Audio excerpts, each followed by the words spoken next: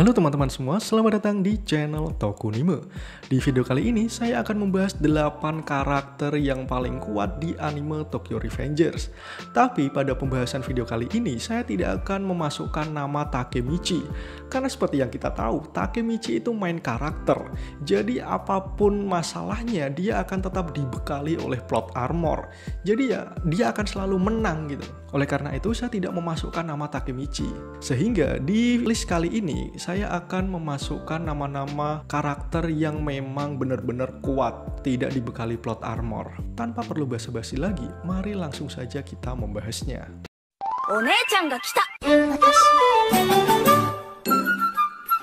Nomor 8 ada Kakucho. Seperti yang kita tahu, Kakucho ini teman masa kecil Takemichi.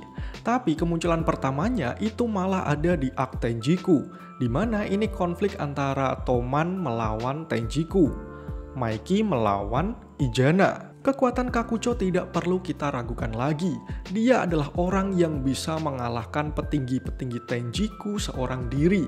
Buat yang belum tahu, petinggi Tenjiku itu ada Muto, ada Haitani bersaudara, Shion Madarame, ada Mochizuki, dan banyak beberapa karakter yang memang kuat dan tidak gemen-gemen.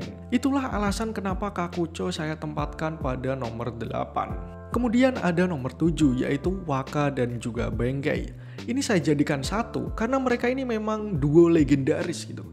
Ibaratnya Waka dan Benkei ini kayak Andre Sule, Abdel Temon, atau bahkan Vincent dan Desta. Jadi kalau nggak ada salah satu dari mereka, maka kekuatannya itu bisa dibilang turun setengah gitu. Walaupun pada dasarnya mereka ini memang kuat gitu. Waka dan Benkei ini memang kuat. Waka itu dengan kecepatannya, Benkei dengan kekuatan dan powernya. Mereka itu adalah legenda di masa lalu. Dan perlu diketahui pada geng Black Dragon generasi pertama, Waka dan Benkei adalah petarung nomor 1 milik Shinichiro. Siapapun yang berhadapan dengan Black Dragon pasti akan habis dihantam oleh Waka dan Benkei. Itulah yang membuat mereka itu menjadi living legend gitu. Legenda yang masih hidup gitu. Kemunculan Waka dan Benkei untuk pertama kalinya itu ada di arc Perang Tiga Dewa, di mana dia mendukung Senju di Brahman. Walaupun pada akhirnya dia membelot dan memilih untuk bergabung di Kanto Manji di bawah Sano Manjiro. Yang keenam ada Shiba Taiju. Pada awalnya Shiba Taiju ini musuh Takemichi. Dia muncul pertama kali di arc konflik malam Natal waktu Toman melawan Black Dragon generasi 10. Taiju sendiri adalah kapten Black Dragon generasi 10 di mana dia membawahi Koko dan juga Inui. Dalam kemunculan pertamanya dia itu diperlihatkan orang yang sangat beringas, tak tahu aturan, liar, brutal. Tapi setelah dia kalah lawan Maiki, dia itu jadi mengembara tak tahu kemana. Sampai kemunculannya kembali yang begitu epic di perang antara Kanto Manji melawan Toman generasi kedua. Di situ dia membela Takemichi untuk mengalahkan Maiki karena dia ingin melihat bagaimana Takemichi mengalahkan Maiki. Dan di chapter terbarunya, Taiju itu berhasil mengalahkan Waka dan Benkei. Itulah mengapa saya memasukkan Taiju di atas Waka dan Benkei. Yang nomor 5 ada Draken. Seperti yang kita tahu, Draken ini adalah orang kepercayaan Maiki. Dia adalah wakil Toman yang begitu setia kepada Maiki. Dan perlu diketahui, Draken adalah satu-satunya orang yang bisa mengontrol Maiki.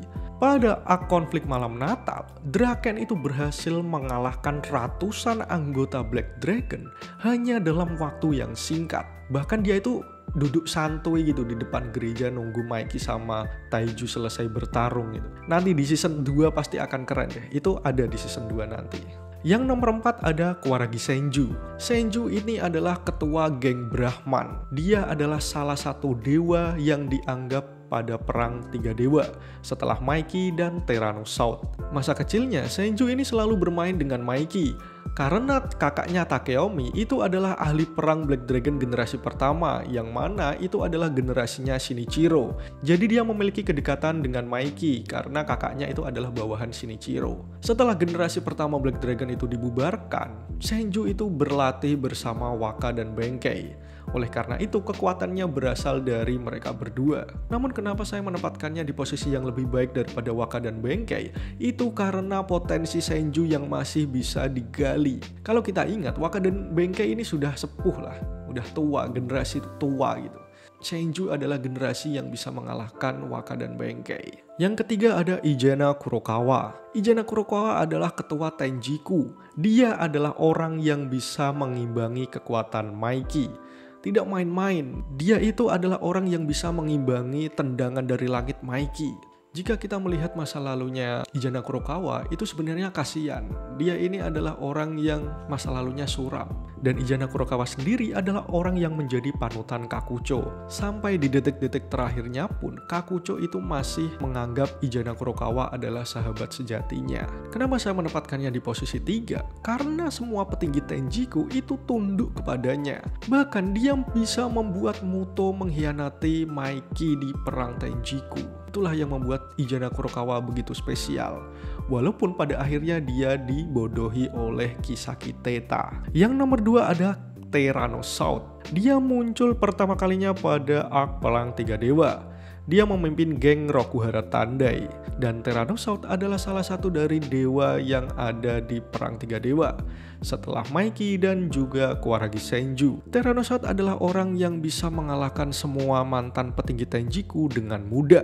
Dia bahkan berhasil membuat Maiki sampai mengeluarkan Dark Impulsive waktu Perang Tiga Dewa. Masa lalu Tyrannosaurus ini sangat kelam ya. Kalau kita ingat, dia ini adalah orang yang sudah menjadi mafia sejak remaja. Bahkan dia itu membunuh orang yang sudah melatihnya. Jadi kekerasan adalah makanan sehari-hari bagi Tyrannosaurus. Namun sialnya dia mati di tangan Maiki yang sudah tidak terkontrol Dark Impulsive.